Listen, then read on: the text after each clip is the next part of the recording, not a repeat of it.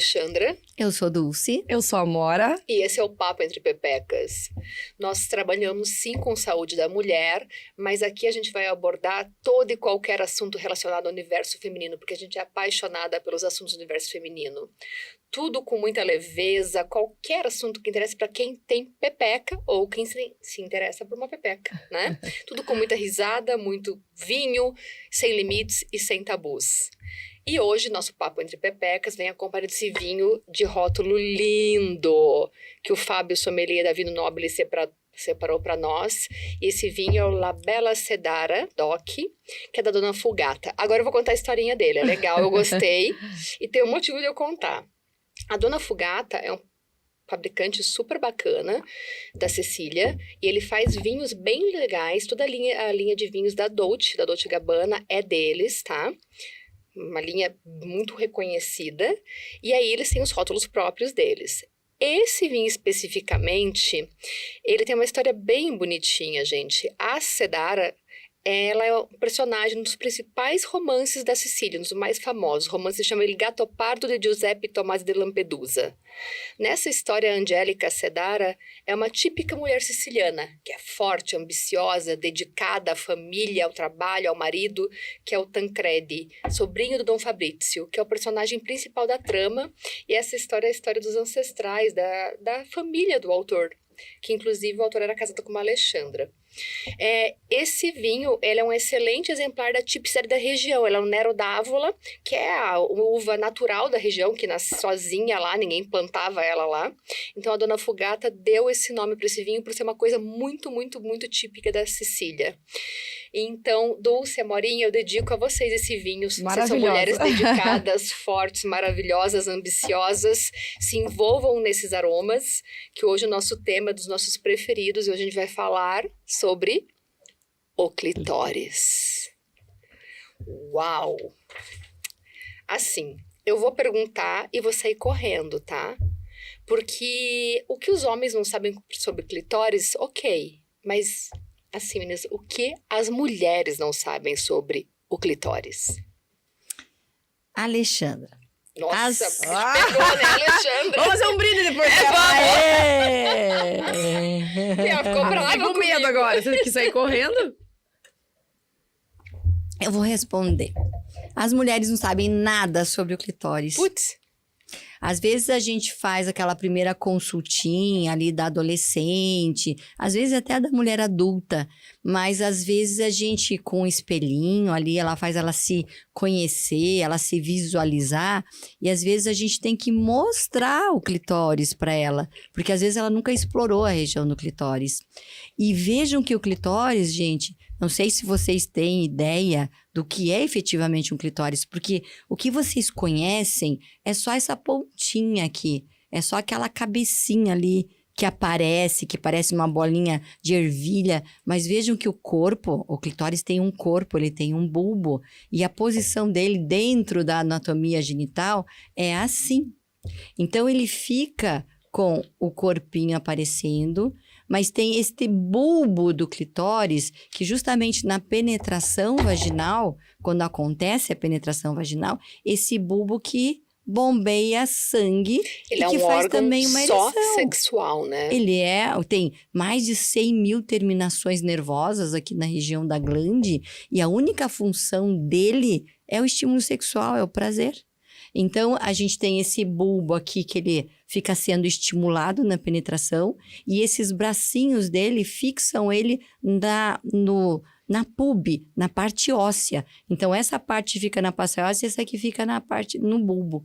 Então, isso ele estimula, e o clitóris depois ele fica endurecidinho, faz uma ereção. Ele é, digamos assim, o correspondente ao pênis, ao órgão sexual masculino. E a única função dele é prazer. Mas não é diminuir o clitóris, falar que ele é o correspondente do pênis? Eu acho ele muito mais espetacular. Que o pênis? É porque a gente não tem um pênis. O pênis serve pra mijar, pra outras coisas, né? O clitóris não. Ele é mais importante. Ele é mais importante pra nós mulheres. Entendi, porque a única função agora dele é sexual, né? eu acho ele incrível. Agora, o que as mulheres não sabem sobre o clitóris? Porque essa é uma abordagem técnica. O que as mulheres não sabem sobre o clitóris, mulher? Me conta. Eu imagino que seja por... Até me coço, É, né? até me coça. Eu imagino que seja exatamente isso. Elas não sabem que é um órgão exclusivo pra dar prazer.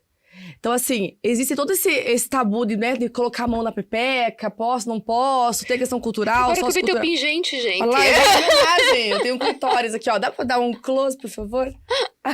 Eu não tinha visto. Dulce, você precisa de um desse. Meu clitóris. Não, eu já tinha visto. Não, Eu já você vi. precisa de um desse, Dulce. É, Você né? precisa, necessita. Uau. E aí, quando as mulheres descobrem, né, que além de ter ali, né, a Aham. uretra, enfim... É a fina aqui, já. pra mijar, tem outras coisas, tem o clitóris. E agora eu entendi o que você estava falando no início, Alexandra. Eu acho que na maioria das vezes, quando a gente vai falar sobre o assunto, é justamente isso. Elas não sabem que é um órgão exclusivo para dar prazer. E aí que não tem problema de a gente colocar a mão ali, porque é para aquilo mesmo. Né? Eu falo assim, desculpa minha avó que mandava eu tirar a mão daqui, desculpa minha mãe que mandava eu falar mais baixo, dizendo que aquilo não era coisa de menina. Né? Quando você tem todo esse tabu por trás, né, da menina, não põe a mão aqui, é feio, é pecado, não pode. Quando, na verdade, é uma coceirinha que dá gostosinha ali, a gente tem que saber por que dá aquela coceirinha. Porque é pra dar prazer.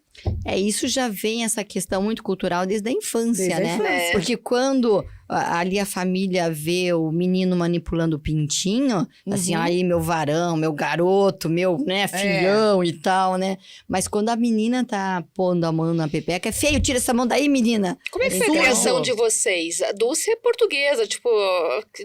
Eu sempre falo da minha mãe, né? Olha. Portuguesa, católica, tradicional. Minha avó, amém, Jesus, tudo é pecado. Como é que Sim. foi a criação de vocês? Eu sou a quarta filha mulher de um casal de imigrantes portugueses, né? Como Que a vieram mãe. sozinhos. Então, meus tios, meus primos, meus avós, todos ficaram em Portugal. Eu tenho família em Portugal até hoje. E minha mãe veio sozinha tinha um grupo de portugueses conhecidos, mas eu sou a quarta filha mulher e depois tinha mais 2 irmãos, então nós somos em 6. De onde que Mas nós somos de Tomar, são? Aham. que é uma cidadezinha do Aham. interior de Portugal. E a gente não tinha essa liberdade. A minha mãe mesmo tem uma série de limitações que ela não conversava sobre nada com a gente. Quando eu comecei a menstruar, eu pensei que eu tinha batido a pepeca em algum lugar. Tava brincando com meu irmão, de repente veio um tadinho. sanguinho, eu pensei que eu tinha machucado, não falei nada para minha mãe. E depois na escola comecei a colocar papel higiênico, né? Porque, enfim, e depois na escola perguntando para as meninas que eu entendi o que era uma menstruação e tal, e eu comecei a furtar por mais ou menos 1 ano. Eu comecei a furtar, a roubar absorvente do guarda-roupa das minhas irmãs. Porque daí as minhas amigas loucura! me contaram que tinha que pôr mods, né? Era mods, Duas né? irmãs mais Então, aí velhas. eu roubei por mais ou menos 1 ano o absorvente delas, até que eu tinha Nossa, eu grandes... até me emociono com essas histórias. eu tinha grandes hemorragias, assim, eu tinha grandes sangramentos e vazava no uniforme da escola, que é azul marinho, graças a Deus era azul marinho. E eu chegava em casa e lavava, e com secador de cabelo eu secava, porque eu não queria contar pra minha mãe que eu tava sangrando. E até um dia que lavou tudo, sangrou tudo, eu não tinha condições de usar aquela calça, eu só tinha uma calça, eu tinha uma calça e uma saia. Mas como era inverno, eu não tinha condições de usar saia, porque estava muito frio. Então eu tive que chegar e contar para minha mãe que eu tinha menstruado, para poder ter tempo hábil de lavar a calça, para eu poder usar a mesma calça no dia seguinte. Então, quando eu contei, ela estava com a nossa diarista, que já era mais da família, que sei lá o quê. E quando eu contei chorando, primeiro eu falei, mãe, quero falar com você, e é particular e tal. A mãe já falou, não precisa, que é Neuza da família. Já me quebrou as pernas, porque era uma coisa muito íntima minha, né? E daí, quando eu contei chorando, em prantos, que eu tava sangrando, que eu tinha menstruado, ela deu uma baita gargalhada e que falou assim, eu também menstruo, Pois. qual que é o problema? Daí eu, mas eu abaixei toda a calça. Aí caíram na gargalhada as duas e tal, e já foram pegar minha calça e lavar e tal. Então, a gente não tinha essa liberdade Não. pela própria cultura europeia, por a minha mãe também não ter Tua essa mãe também é uma liberdade, aldeiazinha né? pequena. Uma aldeia Aham, pequena. A como minha mãe, ela tinha vergonha porque ela tinha os braços morenos Uhum. e na escola só quem tinha braço moreno é quem era muito pobre. porque eram as crianças que tinham que ajudar na lavoura, na coleta de azeitona. Então, quem tinha braço moreno era pobre, né? E minha mãe era pobre. Então, a Ela minha era mãe mais moura, assim, o português mais moreno. e ela Ela já... né? mas só de braço e de rosto, porque ela é branquinha, minha mãe é branquinha. Mas por causa do sol, por causa da coleta de azeitonas, ela tinha o braço moreno. Então, a minha mãe tinha uma série de limitações, que claro, quando ela veio para o Brasil muito jovem, com 20 e poucos anos, ela também teve que aprender a ser mãe, teve que aprender a lidar com essas situações novas para ela, sem apoio da mãe dela, sem apoio de familiares. Então, não tínhamos diálogo sobre sexualidade, sobre questão de pepeca, de vagina e de tudo mais, né? Então, pra você ter uma ideia, o meu primeiro namorado no carnaval, assim que eu contei pro pai que eu tava namorando com 15 anos, que eu cheguei em casa e falei, mãe, tô namorando. E ela falou, o quê? Daí eu falei, tô namorando. Daí eu falei, já contei pro pai, né? Aí a mãe foi tirar limpo essa situação, que história de namoro era esse? O meu pai ficou, assim, aborrecidíssimo. Porque como o menino tinha um cabelo até o ombro, o meu pai pensou que era uma amiguinha minha. Meu Deus! Então, assim, não tinha essa liberdade de falar sobre pepeca, sobre vagina, sobre clitóris. Não, absolutamente, eu não tinha nenhum tipo de liberdade. Não sei como é que foi a história da Amora, mas a minha foi assim. Nossa, incrível. Não, a minha Linda também... história, por sinal. Linda a tua história. Não, eu tava pensando aqui, eu não lembro. Eu lembro que eu menstruei com 13 anos. Eu não lembro como que foi, como que eu contei pra minha mãe, porque eu não lembro dela me explicando nada a respeito. Que engraçado isso, né? Eu até vou perguntar pra minha mãe se ela lembra. Porque eu, de fato, não lembro. E aí, óbvio, né? Tinha acesso ao absorvente na época, né? Não precisei roubar de ninguém. Não tinha irmã, sou filha única. Mas não consigo lembrar. E fiquei bem incomodada, assim. E surpresa de ouvir tua história e saber que eu não consigo lembrar da minha. Mas aí, enfim, eu também... É que foi traumatizante pra mim. Eu menti, eu escondi que eu tava menstruando por tanto tempo e furtar absorvente como pras minhas irmãs não perceberem, porque cada um tinha um pacotinho de absorvente num guarda-roupa. Escondidinho. Eu pegava cada vez em uma porta diferente e pegava só um por dia. Porque se eu pegasse mais, elas iam perceber. Iam perceber. Então, eu ficava economizando absorvente durante o não falou pra dia. uma amiga, nada. Não, mas o que eu ia pegar emprestado de amiga, absorvente? Não, mas não contou pra mim. Escola Você sabia o que pública. estava acontecendo? Não, depois eu fui, você vai perguntando pras amigas e tudo. É muito difícil quando isso que eu tô você tentando tem que se lembrar. descobrir sozinha. Isso que eu tô lembrando, porque eu não lembro da minha mãe conversando a respeito de sexualidade comigo. Não, sexo, minha mãe Não nunca. lembro nem da menstruação, nem de sexualidade. Sexo nunca. E eu fiquei grávida com 16 para quase 17 anos.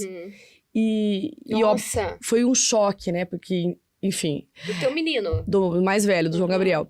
E eu lembro que quando ele foi contar, né? Porque eu falei, não sabia o que fazer. E foi a minha primeira relação sexual, foi assim. Já fiquei grávida. E não tinha informação, né? Aí você falou, você não tinha essa informação Não pra tinha. ela. Lógico, eu deveria saber. Não, nós Lógico que eu somos deveria. uma geração que a gente não tinha. E você? Mas Ana, até como é acho que foi que a pra minha- você? Cara, a minha mãe, apesar de todos... Bem, conta aí, eu conto. Não, e aí eu lembro que ele foi dar notícia, né? Obrigado, mãe, vocês vão ver. Aham. Hoje a minha mãe, a gente fala abertamente, e é muito gostoso falar de sexualidade com a minha mãe hoje em dia, né? Mas eu falo sempre para as pessoas, acho que porque eu vivi também, né? Respeita a tua herança genética e comportamental, porque elas também não têm culpa disso. Exato. Então eu sei respeitar tudo isso e entender o Exato. porquê. E hoje eu até falo, né? Falo pro meu filho que eu entendo porque que ele veio tão jovem na minha vida, né? Eu tão jovem, eu tive ele na minha vida. Hoje eu entendo perfeitamente isso e agradeço todos os dias. Mas eu lembro que daí ele contou pra minha mãe, né, que eu tava grávida, e a minha mãe olhou pra gente e falou assim: e o que vocês vão fazer? E aí ele falou assim: vamos casar. Aí ela olhou pra mim, né, deixou de olhar pra ele e falou assim: olha, eu vou te dizer uma coisa, filho a gente cria, casamento não. E aí eu não entendi o que ela tava falando. Eu falei, não, mas eu quero casar, porque era isso que tinha me ensinado, que eu tinha que casar. Sim. namorando. Engravidou, E eu casou. casei, mas eu casei sabendo que eu não ia ficar muito tempo casada, porque eu precisava só passar passar por esse ciclo mesmo do casamento, que eu tava grávida, aquela coisa toda. E tanto é que 3 anos depois eu me separei do pai do João, né? Porque eu não... Com 19. Com 19 pra 20, aham. E você, Ale? A minha mãe, apesar de ser... A minha mãe é uma portuguesa de aldeia também. A mãe veio pro Brasil pequena, criança. E minha avó muito católica, tudo pecado, não sei o quê. E minha mãe cheia de bloqueios ao longo da vida dela. Mas ela nunca quis passar esses bloqueios para mim e para Ju. Eu faço hoje em dia uma leitura, escutando os pacientes, escutando vocês. Eu vejo o tamanho do sacrifício que não foi para a mãe, dela quebrar os próprios tabus dela e ensinar a gente a olhar a pepeca com espelhinho desde criança. Ensinar que tem um músculo ali, que a gente ia ter incontinência urinária, que minha mãe, a Ju, nasceu com 4 quilos 250. Então, lascou o assoalho pélvico da minha mãe, a própria gestação, minha mãe pequenininha também, como você. E, cara, eu lembro até hoje, quando eu menstruei, que eu cheguei da escola, baixei minha calcinha pra fazer xixi antes do almoço, assim, e olhei, suja a calcinha. Falei, tô menstruada. Mãe, menstruei. E minha mãe, menstruou. Amorzinho, meu pai, né? Amorzinho, ele menstruou, não sei o que. Eu falei, porra, que vergonha, Que caceta. vergonha. E ela correu e buscou absorvente e montou o kit pra eu mandar pra escola e falou que aquilo era lindo, maravilhoso, que eu tava vendo uma mulher. Ai, que só maravilhosa. faltou, acho que só não abriu um champanhe, porque na época a gente não tinha hábito de tomar champanhe, mas ela deve ter aberto um keep cooler, que ela gostava na época. E foi uma festa, assim, sabe? E já ensinando como é que tinha que cuidar. É lógico, tinha aquela coisa, quando você for no banheiro na escola, vai com a necessária escondidinha, assim, pra não aparecer, né? Mas, gente, ela... E aí, quando eu comecei a namorar, foi muito engraçado. Ela me levou na gineco dela. E eu assim, né? Ai, puta que eu pariu, né? Que vergonha, com a mãe no gineco. Tava na recepção sentadinha. E a hora que a gineco abriu a porta, minha mãe falou, vai. Tu não veio junto, mãe? Eu não quero ouvir essa sua intimidade. Meu Deus, sério? Então ela me levou pra eu ir lá, receber orientação contraceptiva na gineco dela, que ela confiava. maravilhosa. E ela deixou muito claro pra mim que ela não ia ficar perguntando pra gineco o que raios a gente tinha conversado ali dentro. E nisso, meus pais sempre foram espetaculares. O pai tem uma cabeça maravilhosa também. E minha mãe nunca foi de mexer nas nossas coisas. Ela falava assim, eu não vou mexer na mala de vocês, na mochila de vocês. Se der alguma merda, se der motivo pra desconfiar de alguma coisa, a gente vai conversar. Você vai perder a liberdade que você tem. Mas eles sempre respeitaram muito isso. Legal. Então, foi uma coisa muito natural. Agora, eu penso bem, já na faculdade de medicina, com 21, 22 anos, eu, de livre e espontânea vontade, resolvi ir num ginecologista, né? Porque eu, afinal, não tinha nunca feito uma consulta no gineco. E fui numa gineco aí, colega hoje, né? Tá no mercado até hoje e tal. Ela fez toda a minha consulta. E daí, depois, na hora de ir embora, na hora de tipo, tchau, eu olhei bem pra cara dela e falou, mas você não vai perguntar se eu sou virgem? Não vai me fazer exame? Porque sequer ela me perguntou se eu tinha iniciado atividade sexual. Entendeu? Então, enfim, você vai falar o que disso, né? Mas tudo bem. Mas, enfim, tudo a gente teve que conhecer sozinha, né? descobrir sozinha e tudo mais. E eu fico pensando na mãe, né? Que minha mãe foi aprender a minha mãe era um sozinha, filho atrás do outro, né? Minha vez 6 filhos, você acha que minha mãe tinha tempo de lavar, passar, cozinhar? E pelo amor de Deus, minha mãe é uma heroína, entendeu? Não, minha mãe pensava na pepeca. A avó teve 11 gestações. Um dia eu perguntei pra avó se ela tinha menstruado alguma vez na vida. Ela ficou brava. Ela encarou minha pergunta com um pouco de desrespeito, assim, né? Deu tempo de menstruar? Eu era a neta preferida mesmo, né? Então depois passou.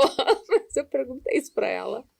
Mas, enfim, o clitóris, ele é um grande enigma, realmente, né? E quando ele é bem utilizado, né, Amora? Ô, senhora, quando você sabe lidar com o bichinho, nem né? me fale. É um espetáculo. Mas você tem que conhecer que... Eu acho que o clitóris é um órgão em potencial.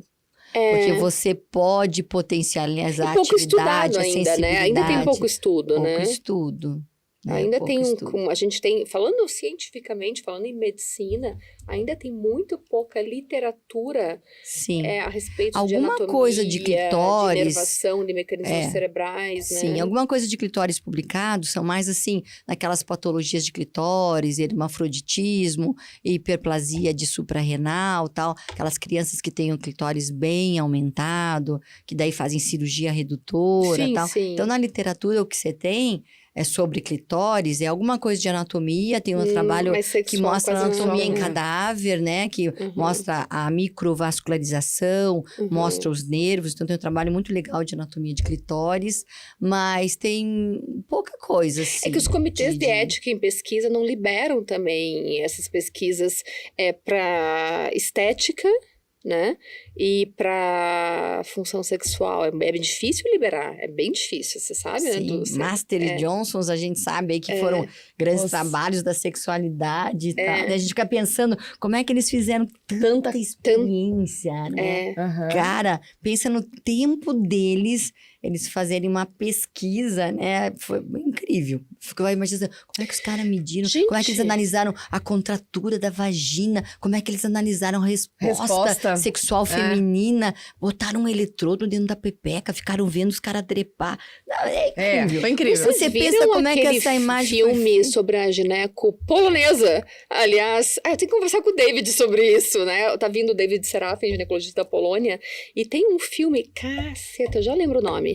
É a ginecologista polonesa que nos tempos do socialismo ela foi a primeira ginecologista a descrever o orgasmo feminino. Ela publicou um livro e ela brigou contra tudo e contra todos para conseguir descrever o orgasmo feminino. O filme é espetacular. Ele é leve, Quando eu assisti esse filme, no meu Instagram tem, do Gris também, tá? Não me lembro agora, agora você estiver falando, já fuço aqui pra lembrar o nome do filme. E, gente, o filme, ele é lindo pela história dessa mulher, mas ele é leve, ele é engraçado também, sabe? Vale muito a pena. Vai pra todo mundo assistir. Gente, é maravilhoso, eu sempre indico esse filme. Você lembra o nome? Eu vou fuçar, enquanto vocês estão falando, eu vou fuçar, tá? E, assim, o que afeta a sensibilidade do clitóris? Temos aí duas visões aí, vamos ver. Menina, a sexualidade da mulher é quase que como um mistério, eu vou fuçar né? aqui, tá? Porque eu é um mistério, porque assim, depende de tantos fatores, depende da tua educação, da tua cultura, teu início à atividade sexual, depende das suas autodescobertas, depende do parceiro que você convive, depende do nível de preocupação que você tem na tua vida. Então, a sexualidade e a sensibilidade do clitóris, ela é tão multifatorial, né? E você vê, às vezes, que com um parceiro, a mulher não sente nada, e com aquele outro parceiro, ela morre de tesão. O clitóris já sente. Não é? Exato, você já lubrifica só de falar com a pessoa, já só começa de cheirar a pessoa. a piscar. Então, a sexualidade da mulher... O homem parece que é uma coisa meio matemática, né? É mecânica, olhou, né? excitou, gostou, o pau ficou pinto, ficou duro, fuque, esfrega, gozou. É assim. Homem é 2 mais 2 igual a 4. Mas pra mulher, amor do céu. E eu falo, né? Multifatorial que é. Mas daí são esse diagrama de Master Johnson também, né? Que a gente fala, né? Quando eu falo desse assunto, mas que sacanagem. Eu falo, gente, não tem sacanagem nenhuma, né? Olha quanto é libertador as mulheres terem informação. Então, a Dulce falou, né? Homem olha, deseja, excita. Nós mulheres precisamos de mais, né? Às vezes muito mais, porque tem mais circulação sanguínea ali pra vir, tem mais sangue que precisa vir pra vulva, diferente do homem, né? A gente sempre brinca, né? Eles precisam só de 10 mlzinho, a gente tem 200, né? Mas se a gente entender que, no final das contas, a gente é potente falando orgasticamente, porque depois que termina, né, todo o processo ali de relação sexual, você ainda consegue mais, porque o teu clitóris ali tá, né, todo irrigado, como a Dulce mostrou aqui, né? Enche de sangue, não só na parte externa, mas interna aqui. E ela pode sentir mais prazer ainda quando esse clitóris é estimulado de uma forma gostosa, adequada, é a forma correta. E aí a mulher precisa entender que ela é multiorgástica, então não tem problema ela demorar um pouquinho mais pra começar esse início, né? De excitação, de desenvoltura. A gente não tem latência, né? Exatamente. Mas aí porque o homem deu umazinha, você tem que esperar. Aí a mulher fica isso, mulher, né? A mulher fica assim, mas sacanagem, o homem está sempre em pé. Não, gente, olha, vamos olhar o outro lado agora. Sempre o Katsu, né? Senhor amado, a gente é muito mais potente. Eu penso que a gente é muito mais potente sexual. Só que as mulheres precisam aprender e entender e aceitar isso. Que você é e você pode. Então, uma coisa é você ter um disparo do orgasmo e não quero mais, o clitóris está sensível, eu não quero mais que encoste. Outra coisa é você falar assim, não, eu sei o jeitinho de encostar, ou de repente usa aqueles massadores de onda de pressão que não encostam no clitóris, e aí você sabe que você consegue continuar o estímulo de circulação sanguínea para que você tenha orgasmos múltiplos. Gente, Ou isso intensos, é fantástico. né? Ou mais intensos. É. Então, assim, o meu papel, né, como educadora sexual e como dona do sex shop, é mostrar pra essa mulher que ela pode, né, se ela quiser, ela pode mais. Então, o clitóris é incrível, não só, né, por ser um órgão exclusivamente pra dar prazer, mas eu falo que ele tem potência, a gente não sabe a potência, e aí a gente finge orgasmo. E aí eu sempre, amorinhas minhas não fingem orgasmo, porque é muito fácil ter um, e é muito fácil ter múltiplos. Então, é só querer. E eu acho que a mulher... aprender, né? A mulher fingir orgasmo, eu acho que chega a ser, tipo, uma sacanagem. Não Porque, tem que assim, fingir. quando a mulher fica... o parceiro, eu acho que ele cumpriu a função dele, né? Ele vai pra também quê? transar, E o trepar, parceiro gozar, quer que e a ele parceira vai achar tenha que prazer. você gozou. Ele não vai se esforçar mais pra te satisfazer, porque ele vai achar que você gozou, entendeu? Então, assim, fingir orgasmo é uma sacanagem. Você não dá Pro nem casal, oportunidade pro teu todo mundo, parceiro pra quem tá ali, né? se esforçar mais, né? Eu acho que você não tem que responsabilizar o parceiro. Não, Né? Então, o caminho das pedras é teu. É teu. E aí você poder mostrar o caminho, né? Fica muito mais gostoso. Mas acontece muito disso ainda, né? Mas por falta de informação, porque a mulher não sabe a potência que ela tem. Então é muito legal você poder... Você sabe que eu acho que tem mulheres que têm vergonha de não ter orgasmo. Eu tenho muitas pacientes que vêm pra mim me procurar, porque são mulheres que... Outro dia mesmo, uma manicure veio falar com isso. Eu vou te confidência, eu vou marcar um horário com você. A pessoa assim, com 50 anos... Eu nunca tive um orgasmo. Ela disse assim, eu nunca contei isso pra ninguém. Ela nunca teve um orgasmo. Isso é uma sacanagem. E aí é multifatorial, como Isso você é uma falou, sacanagem. né? Eu tenho uma paciente que ela foi vítima de violência ao longo da vida toda. Eu atendi primeiro a filha, quando eles vieram para Curitiba.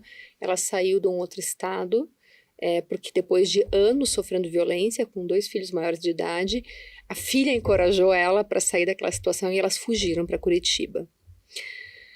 E comecei a atender a menina inicialmente, e aí depois veio a mãe consultar.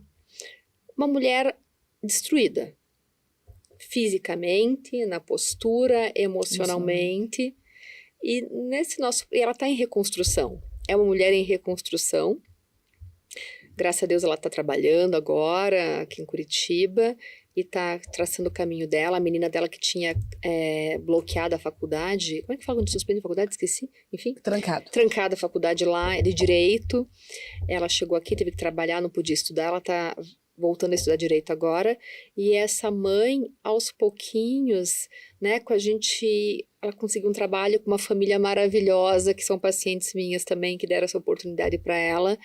E aí, numa das consultas, ela confidenciou para mim que ela nunca na vida teve um orgasmo, mas que ela queria aprender, se eu podia ajudar ela nesse processo. De uma mulher que foi vítima de violência desde o início da vida sexual, teve um relacionamento abusivo, do ponto de vista físico mesmo, gente, com tentativa de homicídio. E aí agora, na menopausa, ela confidencia isso, gente. Olha que Esse coisa. é o se reinventar, né? É o surgir das cinzas, né? Realmente arregaçar a manga É o se responsabilizar, né? De quem sou eu. Né? Dependendo do que aconteceu, do que ela passou, né? Isso é lindo, né? Isso é lindo, esse processo, né? E assim, ela com certeza, ela nunca soube até então o que era o clitóris dela, onde ele estava, para que ele servia. É uma realidade de muitas, né, amor? Sim, sim. Muitas mulheres que passam uma vida, assim, que não tem orgasmo, ou tem orgasmos fracos, ou assim... E a mulher ela sublima muito essa questão da sexualidade dela. Quase que como uma obrigação dela ali, ela corresponder ao parceiro, mas ela não exige, assim... uma coisa de autossatisfação. Por isso é um aprendizado. São poucas mulheres que têm essa busca, né? E aí o papel importante, né? Desse trabalho multifatorial que a gente faz aqui. Quanto mais pessoas tiverem... Vinhaço, hein? Atropelando no meio, mas assim, aromático.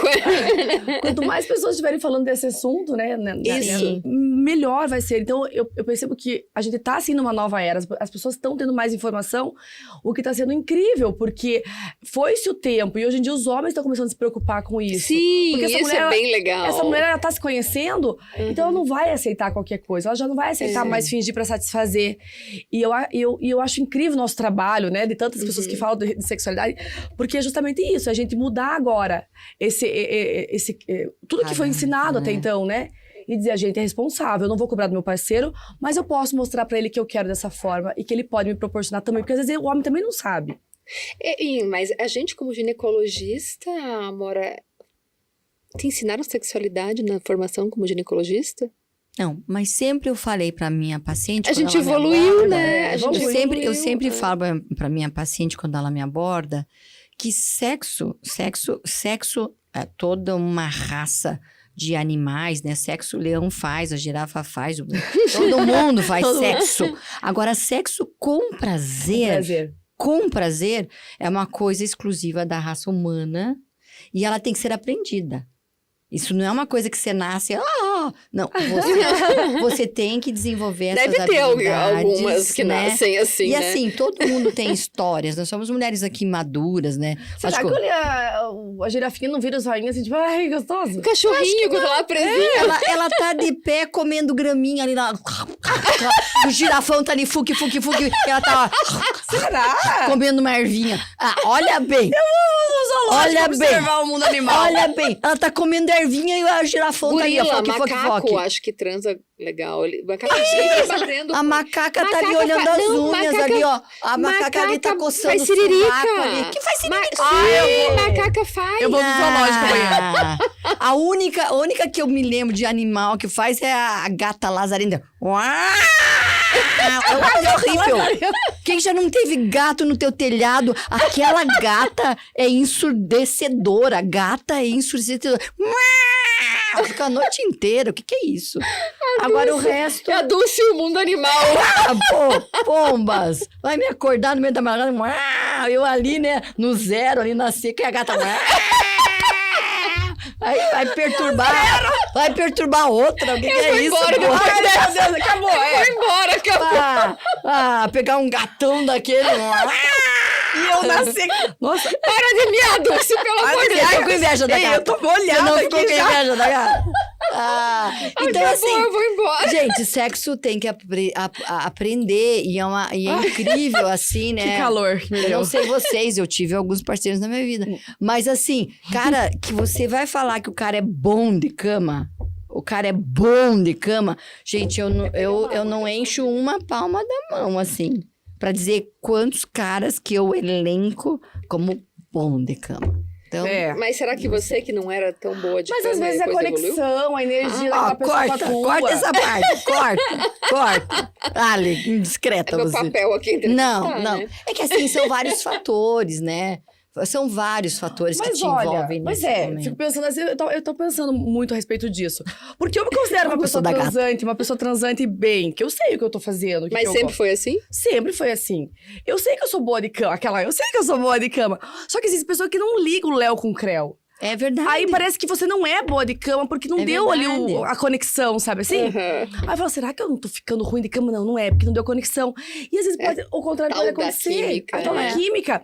O cara pode ser bom de cama, mas comigo não rolou, por exemplo. Então, eu acho que não dá pra dizer que aquele cara é ruim de cama. Pode ser que com alguém ele seja bom. Sim, exato, pode. Eu tô nessa análise nos últimos dias, porque eu também tô assim, ó. É porque assim, A gente tá tem falando, gente... eu tô pensando aqui. Na mão da Não, dois só aqui. tem gente que gosta mais daquele sexo tântrico, aquela coisinha assim e tal. E tem gente que gosta... Então, assim, as pessoas são diferentes muito sonora também. hoje, gente. As pessoas são diferentes, Acho gente. que foi o vinho, deixa ela Eu acho que sim, foi As a pessoas são história da Angélica Sedara. Gente, só falar que as pessoas são diferentes, né? E Mas às vezes não você é tem que estar em todo dia que você sintonia, quer né? amorzinho, nem todo dia que você quer fazer fissura na periquita. Né? Script, olha o script aí. Tá tudo errado o script. Eu não tô seguindo script nenhum. Volta pro roteiro, minha gente, porque nós estamos saindo do foco aqui.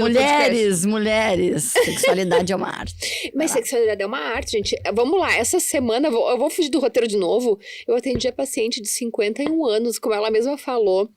Doutora, eu tenho 58, 59 anos. Eu sou vó de 5 filhos, mas eu não tenho juízo. Ela falou? Sabe o que aconteceu? Ela ficou viúva no começo da Covid e passou 6 meses um luto muito intenso. E ela tinha um casamento maravilhoso, era o amor da vida dela. Depois de 6 meses ela saiu da casca. E ela tá... E ela passou a noite transando. Não fala. Sim, não vou falar. Mas com uma coisa assim, uma loucura, integrante de uma banda backstage e tal. E, enfim. 30 anos mais novo. Ela era mais novo do que ela. Gente, ela passou a noite transando, 58, 59 anos, uma mulher normal, uma mulher comum. E ela se descobriu, ela tinha um relacionamento bom, ela entrou num luto e uau! Aí eu falo, gente, essa mulher agora mudou, né? Mudou. A mulherada quer se descobrir. E aí elas perguntam sobre o clitóris, elas querem se conhecer. Então, quando a gente pergunta assim, o que as mulheres não sabem sobre o clitóris, é o que elas não sabem porque elas estão aprendendo agora, e o que elas estão buscando. E aí, Dulce, vamos lá, eu examino aquela minha paciente menopausada, às vezes com clitóris pequenininho, ou outras ali com clitóris grandão, apesar de, às vezes, ter uma bruta de uma atrofia urogenital, ela tem um clitóris grandão. Tamanho é documento no clitóris, pra função? Olha... Nossa, ela parou de miar, graças a Deus. Olha, eu já atendi, assim, uma coisa que eu acho que perturba e que realmente atrapalha é que muitas mulheres têm uma hipertrofia ou um excesso do capuz do clitóris, né? A gente tem aqui essa pelezinha aqui que faz parte ali do desenho da vulva e tem essa pelezinha que recobre o clitóris. Tem muitas que têm muita pele. E o clitóris fica totalmente encoberto e ele, no atrito, na relação sexual, na manipulação, na penetração, ele tem menos contato com o pênis. Então, o que a gente vê é que quando a gente faz um tratamento cirúrgico, que a gente corrige a estética ali da vulva, ela melhora a performance sexual dela, porque a gente sobe aquele capuz do clitóris e ele fica um pouquinho mais suscetível ao contato na relação sexual, e isso melhora a performance. Então, o capuz do clitóris, ele realmente interfere. Em relação ao tamanho do clitóris, eu acho que... a fimose também. A fimose é uma patologia, foi dado um nome de fimose, que são aquelas pacientes que por uma condição mesmo idiopática, uma questão de nascimento, ou por uma patologia chamada de Líquen, né, que destrói ali o colágeno da derme, ela fica constantemente com a pele recobrindo o clitóris e ela não consegue nem puxando a pelezinha expor o clitóris, ele fica totalmente encoberto.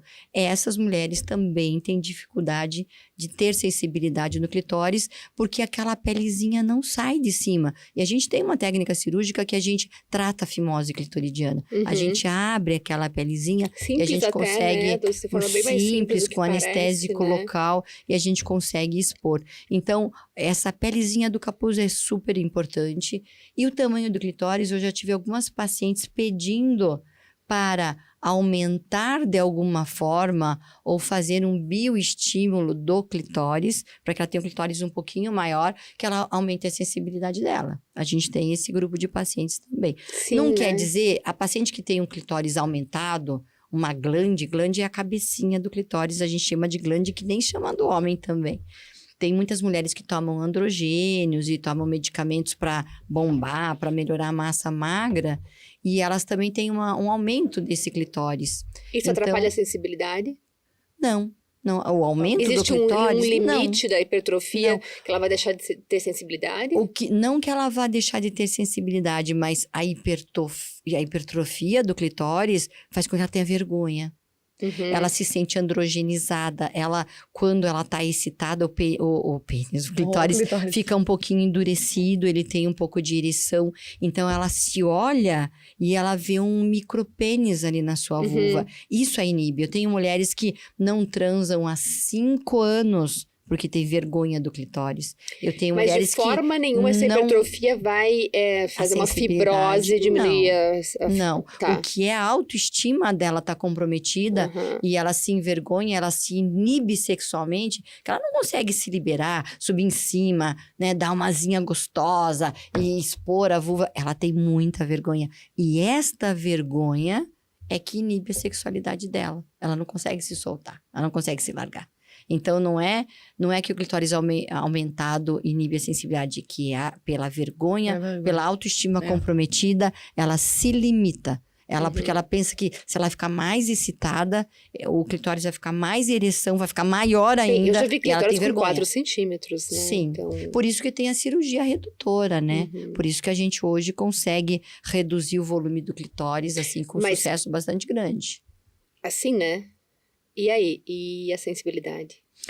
Eu tenho cirurgia, fibrose, né? Eu tenho, e eu vou dizer que recentemente eu apresentei 3 técnicas cirúrgicas de redução de clitóris num congresso internacional lá em Fort Lauderdale. E eu fiz um levantamento dessas 32 pacientes que eu já operei, que é uma estatística maravilhosa. O mundo não tem essa estatística. E eu apliquei um questionário avaliando a sensibilidade. Questionário Eu validado. tenho sensibilidade pós-operatória, tá? Após redução de clitóris. 90% das mulheres operadas alegaram que não tiveram dificuldade alguma de ter orgasmo. Cara, como é que a gente explica isso? 90%. Agora, é assim, olha a complexidade desse troço. Cirurgia, intervenção, fibrose, é natural de qualquer procedimento cirúrgico. Não tem fibrose, Ali. Porque Tá. assim, a gente faz o procedimento com laser de CO2. Laser de CO2 é uma energia... Vai ter uma retração não tem, amiga. permanente. O laser de CO2, ele não é como, por exemplo, um cautério, que ele irradia calor na profundidade. O laser é uma energia fotônica termocontrolada que tem um efeito superficial. Ele só vai cortar onde eu mandar ele cortar. Sim, então, ele é Mas superficial. você tem um pouquinho de dano fototérmico adjacente. A gente poupa totalmente... Dano pelo calor, eu falo. Mas a gente poupa totalmente a inervação do clitóris. Tá. Eu não irradio calor no nervo. Então, você tem ferramentas de segurança. Tenho ferramenta de segurança e isso é comprovado por esse meu questionário, porque 90% não alterou em nada a libido, uma paciente disse que não aumentou nem diminuiu, ficou igual como estava. Uma paciente já tinha dificuldade de orgasmo e ela permaneceu com a dificuldade de orgasmo. E teve uma paciente das 32, uma paciente que alega que houve redução da sensibilidade do clitóris. Né? Tá. Então, é uma estatística muito boa. E foi uma cirurgia que foi bem sucedida? Assim, foi uma cirurgia foi bem tranquilo? sucedida, pós-operatório tranquilo. Mas, enfim, tem alguma particularidade que eu não vou expor aqui no ar. Na verdade, ela não leu nem o termo de consentimento, tá? Ela chegou e depois, ela nem sabia o que eu ia fazer. Então, foi uma coisa que depois causou um constrangimento, porque ela falou, como assim, você mexeu no meu clitóris?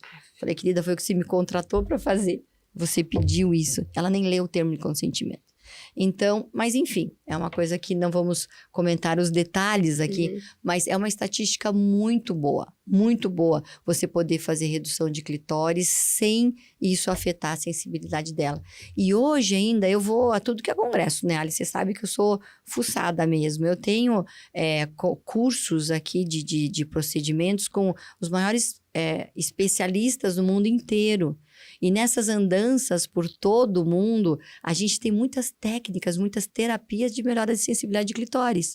A gente tem injeção de macrófagos autólogos. Vai desde o uso do hormônio local, Exato. até a técnica de laser, de radiofrequência. E não só isso, Ali. A gente tem aparelhinhos, mas tem coisas mais complexas também, A gente tem né? injeção de células bioestimuladoras dentro do corpo cavernoso do clitóris. A gente tem macrófagos autólogos e tem uma terapia que O povo não sabe o que é macrófago autólogo. Você explica pra pro nós. povo. São células que são retiradas do teu próprio sangue. Você faz uma coleta de sangue da paciente, você centrifuga ela numa centrífuga, você pega só a parte amarelinha daquele sangue, onde tudo que você tem de células regenerativas, por exemplo, você faz um corte, você faz um machucado. Quem é que vai disparar o alerta para o nosso organismo para cicatrizar aquele tecido? São todas... É a plaqueta que ela dispara todo o aviso para vir vasos novos, para vir mais colágeno, mais elastina, para vir fator de crescimento, ou seja, para aquele tecido cicatrizar aquele dano. Como que a gente se machuca e dali a 20 dias você não tem nem cicatriz na pele? Porque existe um disparo no nosso organismo de regeneração tecidual. Tudo se conserta, tudo se conserta. Então, quando a gente quer uma terapia regenerativa, a gente vai pegar essas células que vão fazer o disparo para tudo se regenerar. Então, tudo isso vai acontecer e a gente injeta esse substrato do nosso sangue no corpo cavernoso, no clitóris. E a gente Isso deve estimula... doer, né? Mas dá para você fazer com Tem que inflamação, ser, com tem que anestesia, ser. né? Mas você injeta no corpo clitoridiano, na glande. E agora no congresso que eu fui lá em Fort Lauderdale, tem uma proloterapia que nem conversei com você sobre isso, que é uma Aí você falou pra mim, eu proloterapia. preciso falar com você. Exatamente, Uhum. que você pode injetar em grandes lábios para flacidez, você pode injetar no clitóris, e aí você vai fazer com que estas terminações nervosas do clitóris aumentem. Além do jambu. Meu Deus do céu. Muito além do jambu. Muito além do É jambu. fantástico. Eu achando que o jambu era bom, mas isso aí é melhor, minha gente. Essa paciente que alega que diminuiu a sensibilidade, eu vou começar uma terapia Aham. para ela de colocação de células bioestimuladoras para a gente ver, analisar esse resgate da sensibilidade do clitóris dela. E quer saber uma coisa assim que eu tenho percebido? Quero saber. Nesses 2, 3 anos de cirurgia de clitóris, tem alguns clitóris, sabe assim, quando você faz cirurgia de fígado, você corta o fígado e ele regenera, Sim. Uhum. né? O fígado, ele Sim. cresce. Se eu te disser que a glande do clitóris é a mesma coisa, você tira um pedaço da glande e aquele É o que eu troço, falo, falta esse você dedo, analisa né? 6 meses, um ano depois, não são todas, claro, Sim. mas Tem a outros maioria das fatores envolvidos pacientes, aí, quando né? você olha, bah, aquela glande cresceu de novo, Amora.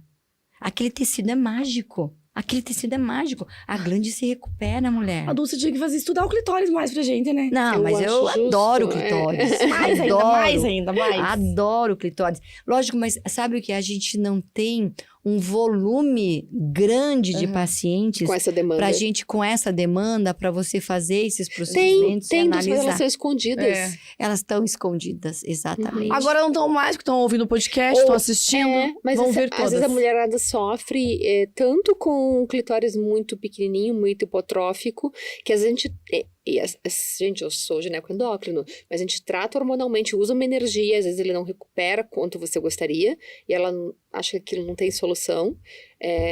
Aquela perda de sensibilidade, muito pós-CA-de-mama, faz muita perda de sensibilidade clitoridiana, porque usa bloqueadores hormonais, e às vezes o oposto, também a hipertrofia, elas não sabem que tem tratamento, tanto a hipossensibilidade, que a gente tem uma gama de coisas enormes para usar, um simples PRP que você pode usar no teu dia a dia, até uma cirurgia de correção, e dela ela tem vergonha, ela tem medo de nunca mais ter um orgasmo, ixi, como essas pessoas são escondidas? Mas você sabe que a gente tem a clitoropexia, que a gente faz uma Como a ancoragem. mastopexia. A gente faz um Levanta. encurtamento do clitóris, a gente faz um ensanfonamento do clitóris. E a gente tem a clitorectomia, que você corta um pedaço do corpo cavernoso, da partezinha do meio, do corpinho do clitóris. Uhum. Mesmo essa paciente que você amputou, você tirou um pedaço do clitóris dela, ela não perdeu a sensibilidade. Ela tá tendo orgasmo normal. Porque o corpo cavernoso, só que você tem que colocar que quando você tira um pedaço do corpo cavernoso, ela vai deixar de ter aquela ereção no momento da relação. Mas quando você explica isso para a paciente, ela fala, maravilhoso, é isso que eu quero. Uhum. Porque ela não quer, na hora da relação sexual, ter aquela ereção como se fosse um pintinho. pinto levantado. Ela não quer que o clitóris Ninguém levante. quer, né? Ela já tem o clitóris aumentado. Então, ela não quer que o clitóris dela levante. Então, quando você propõe isso para ela, que explica que não vai ter mais essa ereção, ela adora. É isso que ela quer. Ela não quer mais o clitóris levantando. Eu tenho uma paciente que ela tem, ela adora. Mas é exceção, né? Não, eu tenho um colega de turma que é E vexatório. ela fala assim, meu marido adora. É. Ela tem uma voz meio grossa que ela usa bom. Sim. Meu marido adora. Eu falo, quem sou eu pra julgar? Os Você meus tá feliz, colegas né? da faculdade, quando a gente se reúne e tal, tem um cidadão lá que ele fala assim, eu não me conformo que você tá reduzindo o clitóris. Daí eu falei, mas é isso e aquilo. Então, assim, mas o meu sonho é ter uma greluda. Olha.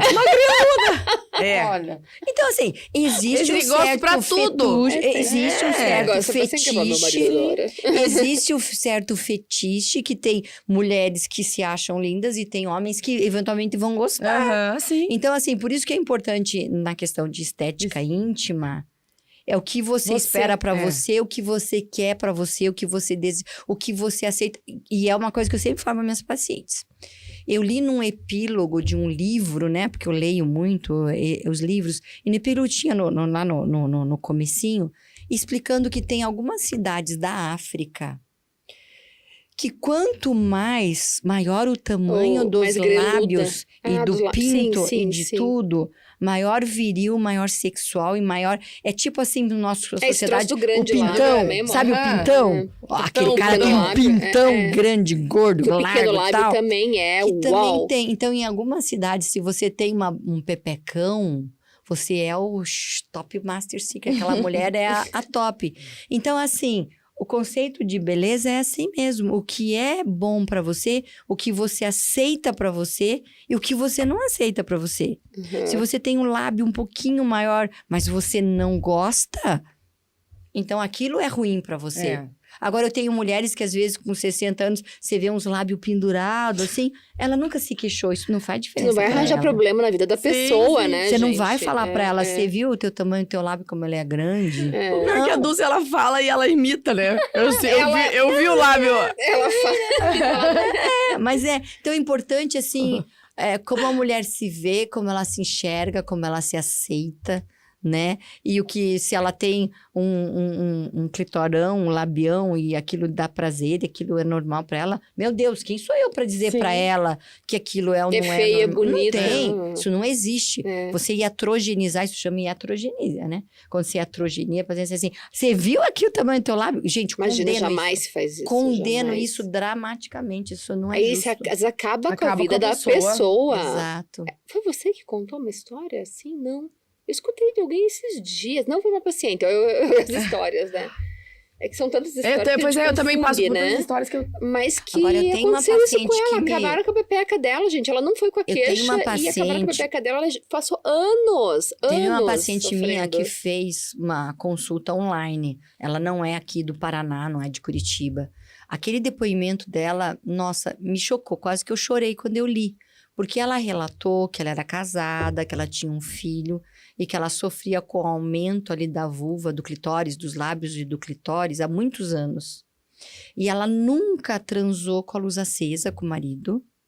Ela nunca deixou o marido colocar a mão na vulva dela. Porque ela morria de vergonha da vulva dela.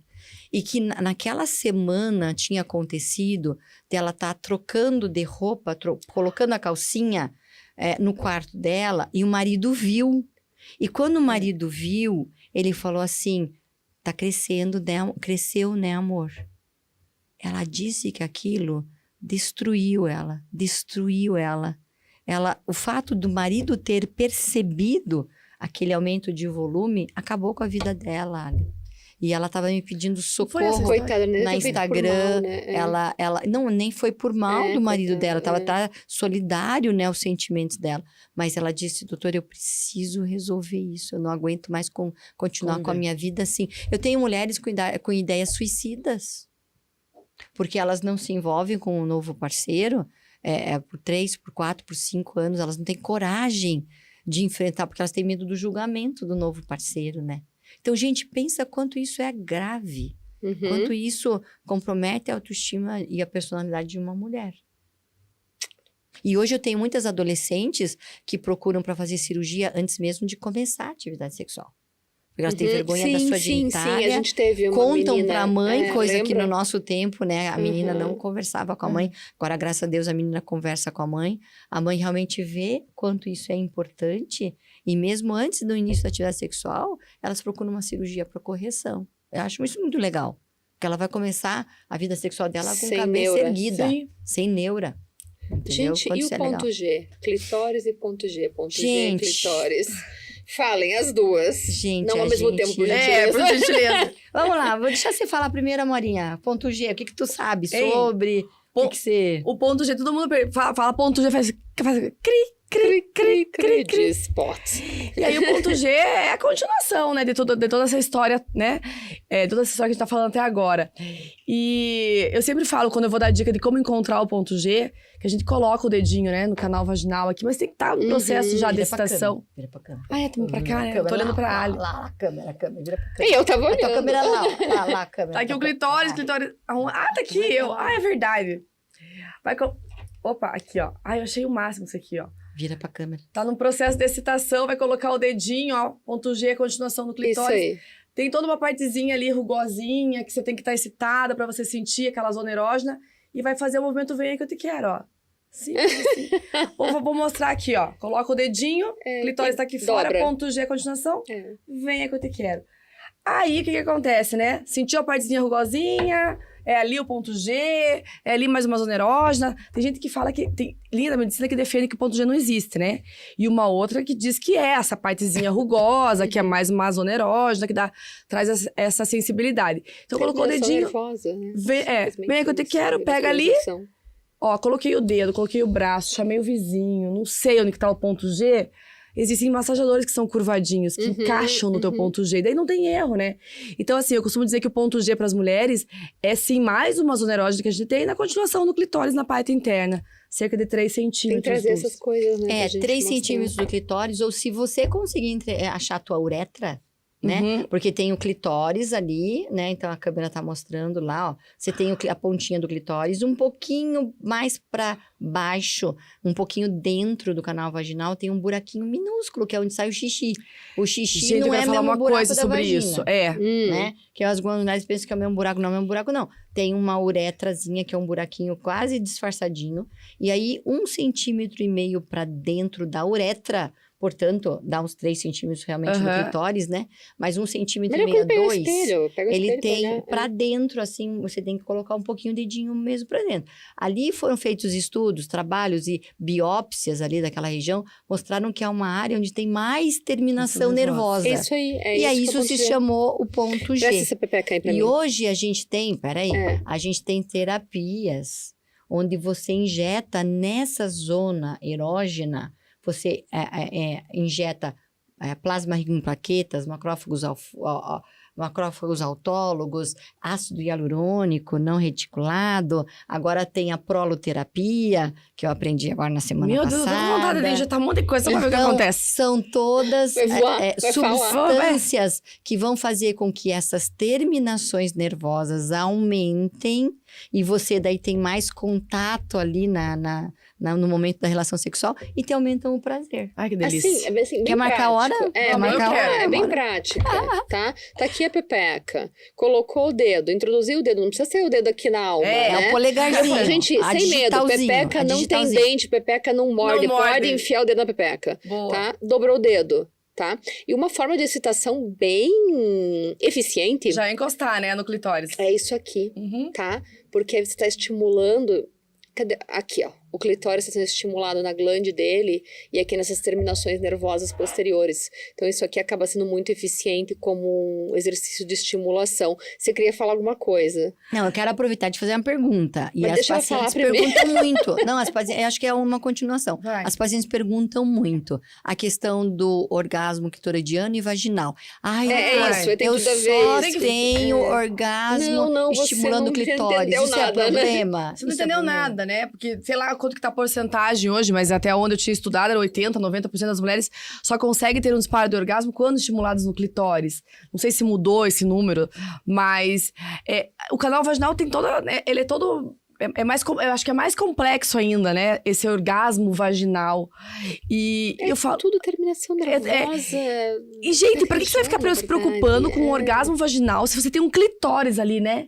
Muito mais fácil, na maioria das vezes. Associada a outra, mais importante que eu digo é assim, minha filha, né? Eu não falo minha filha, mas minha paciente. Mas, minha filha, se tu tem orgasmo vaginal clitoridiano, que porra de diferença é essa? Diferença? Cara, tá bom, tá gostoso. É isso que eu falo. Se estimular o clitóris, Te deu tá bom. bem-estar Se não precisa, tá bom também. É. O importante é que você seja feliz. Eu sempre falo, eu foco muito no disparo do orgasmo, no estímulo do clitóris, eu foco muito nisso, assim.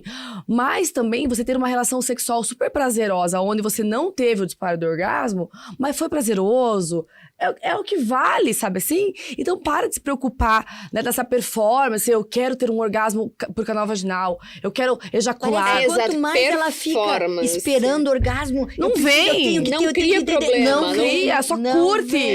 E aí usa, né, sinta o teu corpo, sinta que a nossa, né, a questão do nosso prazer, ele vai muito além de pinto e perereca, tem uma pele inteira, maior órgão do nosso corpo, tem muita terminação nervosa. Orelha. E o descobri que eu tenho tesão no antebraço. Ai, não vou nem encostar. Não encosta em mim, ó, tô arrepiada aqui, ó. Olha que eu falo do assunto, não me arrepia. Gente, antebraço. Mas por quê? Porque você tá sensível a dizer assim, eu quero curtir Eu as tenho aqui na emoções. nuca, ali, ó. É Ai, onde meu o Deus, deu uma sensível, lambidinha, né? deu um beijinho aqui no pescoço. Ai, que me derrete. Só que assim, Nossa Senhora. hoje a gente tá falando especificamente de clitóris, né? Mas tem tanta coisa que a gente precisa aprender ainda. Aprender, que eu digo assim, compartilhar entre nós mulheres e os homens também, pra gente entender o quão potente a gente é. Porque a Luz tava explicando ali da função do clitóris aqui, do ponto G, e falou da uretra. Gente, eu fico assim, eu também não sabia. E é uma informação tão básica, é tão óbvia. Mas o óbvio precisa ser dito muitas vezes.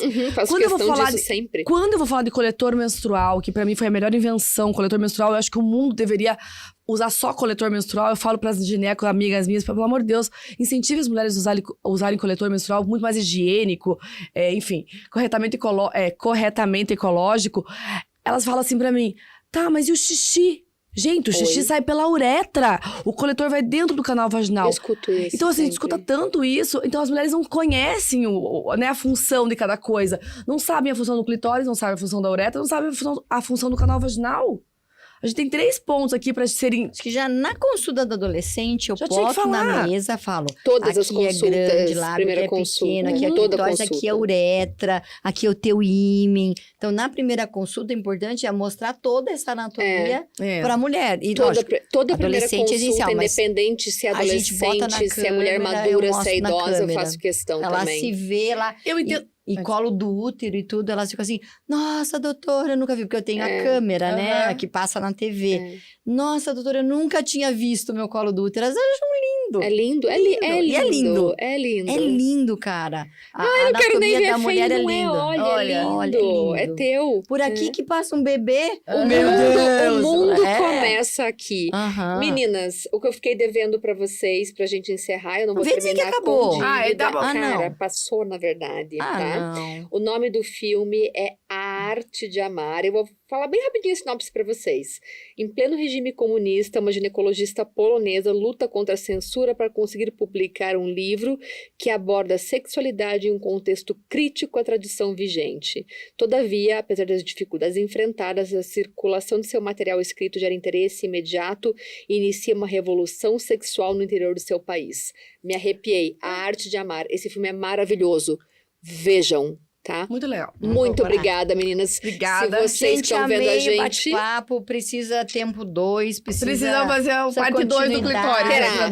A gente tem tanta coisa aqui para falar, gente, é muita coisa. E foi um prazer ter participado hoje como speaker aqui, né?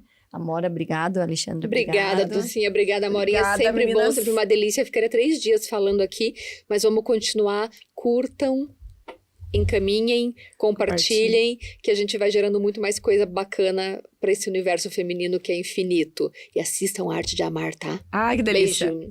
Beijo.